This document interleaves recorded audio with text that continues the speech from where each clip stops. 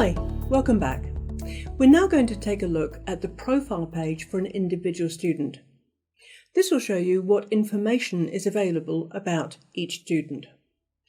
Incidentally, the key information on this profile is printable using the Printables button at the top of your screen. To get started, let's find our student, Michael Ellison. First, I click on Manage Students, and then rather than going right the way down a long list, I can filter by class. I know, for example, that he's in Demo Class 2. Or I could simply start typing his name. So this is the student we're going to take a look at. The first thing we're going to do is look at his progress through the course, and I'm going to expand that so we can see it more clearly. This is one reason why it's important to put a student's date of birth when you enter them into the program. If you've entered date of birth, StepsWeb will be able to tell where that student is in relation to others of the same age. And I can hover over the first point and see that when he started, he was 10 years and 5 months old, and his spelling age was 8 years. And where he currently is, he is now 13 years 8 months old, and his spelling age is 13 years. Likewise, we can do the same thing to find out what his recent spelling age gains are. Again, we can expand that. We can see it at 13 weeks, 26 weeks, or 52 weeks. Scrolling on down, I can now see a heading marked Weekly Goals. When the student does the placement test for the first time, StepsWeb will allocate them a weekly goal. If a student is well up to where they should be, StepsWeb will allocate them 10 activities a week. If they need to catch up, the weekly goal will be 20 activities a week. Teachers can, of course, adjust this to meet individual needs. And you can see here that Michael's goal has been adjusted to 18 activities.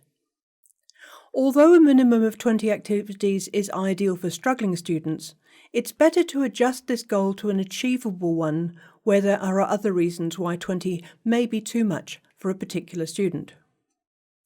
Now I can see here that for this week, and we're only looking at the current week at the moment, he's completed 10 activities. His overall accuracy is 80%, and he spent 11 minutes actively working on StepsWeb. I can also click this button to see his logs for the selected week.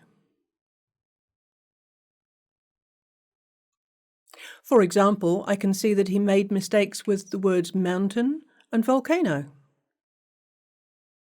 You can print logs if you want to using this button. Incidentally, if I want a complete record of logs in one document, I can simply go to the top of this page and click on this Logs button. I can then select any date range that suits me.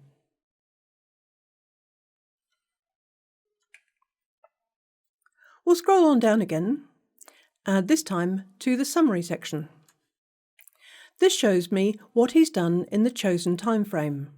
The default is 2 weeks, but again we can adjust that.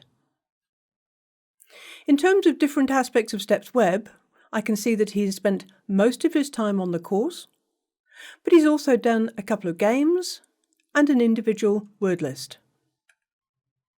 On the left, I can see the medals he's achieved in this time frame, and underneath I can see an overall score for 90% for his accuracy over 2 weeks, and this is made up of 84% for reading and spelling, 98% for comprehension and language, 84% for phonic, knowledge and skills.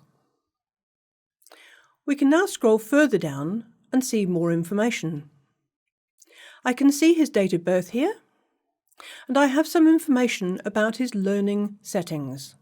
Now, I'm not going to go into every aspect here, as some of these elements are covered in other modules.